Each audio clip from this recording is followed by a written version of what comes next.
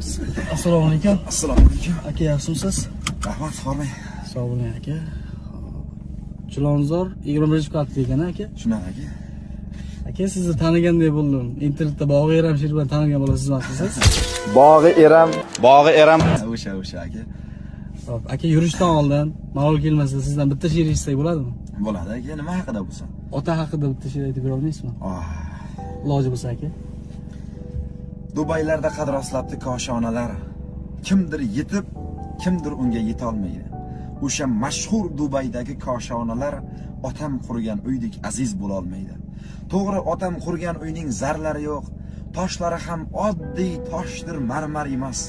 Ammo otam hayot ekan shu hovlida menga Dubay koshonasi afzal emas. Rosti do'stim, bu so'zlarim hasad emas. Otam, onam bosgan izi jannat erur.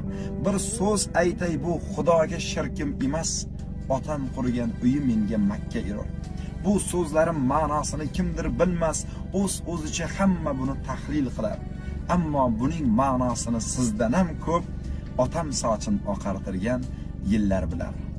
Tog'dan tushmas qor bo'ling dada, baxtim uchun bor bo'ling dada.